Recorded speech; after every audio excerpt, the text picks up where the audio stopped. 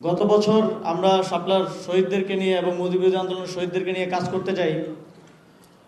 তখন দেখতে পেলাম যে শাপলা স্মৃতি সংসদের সদস্যরা যখন 2013 সালের এই গণহত্যার পর তালিকা করছিলেন যে কারা কারা শহীদ হয়েছেন, শহীদদের বাড়ি বাড়ি যাচ্ছিলেন এই তথ্যগুলো যেন হারিয়ে না যায় ইতিহাস থেকে, সেটা রক্ষা করার জন্য তাদের অভিজ্ঞতা শোনার সুযোগ হয়েছিল আমার। যে শহীদ পরিবাররাও তাদের সন্তান যে শহীদ হয়েছে সেই তথ্যটা দিতে ভয় পাচ্ছিল, কারণ ফ্যাসিবাদী সরকার এই শাপলা গণহত্যাকে ইতিহাসের পাতা থেকে মুছে দেওয়ার জন্য সকল ধরনের চেষ্টা তারা চালিয়েছে এবং আমাদের বীর শহীদদের পরিবারবর্গ পর্যন্ত ভয়ে আতঙ্কে সে সময় পরিচয় দিতে ভয় পাচ্ছিলেন। কিন্তু আমি বিশেষভাবে ধন্যবাদ জানাতে চাই আমার সেই ভাইদেরকে, যারা সেই সময় সেই সংকটের মুহূর্তে সকল বাধা উপেক্ষা করে শহীদদের তালিকা সংরক্ষণ করেছেন, যেন ইতিহাস থেকে শাপলার শহীদেরা হারিয়ে না যায়। এবং সেই তালিকা ধরেই আমরা যখন দায়িত্বে ছিলাম তখন আমাদের এই বীর শহীদদেরকে, শাপলা চত্বরের শহীদ এবং মুজিববিরোধী আন্দোলনের শহীদদেরকে রাষ্ট্রীয় স্বীকৃতি এবং সরকারের পক্ষ থেকে ক্ষুদ্র একটা সহযোগিতা করার সুযোগ পেয়েছিলাম।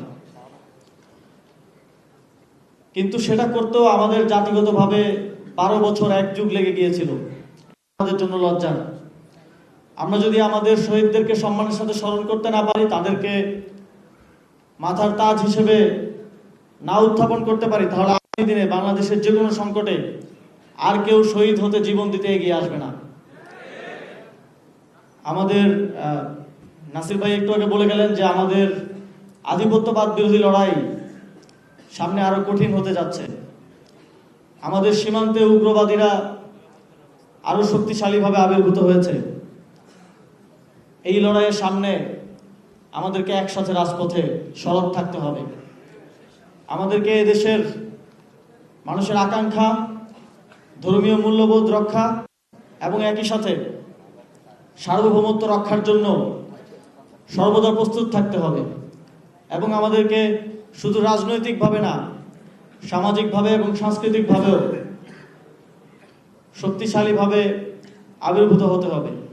সেই আগামী দিনের লড়াইয়ে আপনাদের সহযোগিতা, সমর্থন এবং একসাথে আমরা এই লড়াইটা সফলভাবে পরিচালনা। আমরা সেটা শাপলায় দেখেছি, সেটা আমরা 2021 সালে মুজিববিরোধী আন্দোলনে দেখেছি, সেটা আমরা সর্বশেষ জুলাই গণঅভ্যুত্থানে দেখেছি। যখন যখন যখন এই দেশে সংকট এসেছে, যখন যখন এই দেশের মানুষ রাজপথে নেমে এসেছে, তখনই আমাদের আলেম ওলামারা, মাদ্রাসার শিক্ষার্থী ভাই বন্ধুরা, তারা সর্বত্র উজাড় করে দিয়ে রাজপথে নেমে এসেছেন, জীবন দিয়েছেন।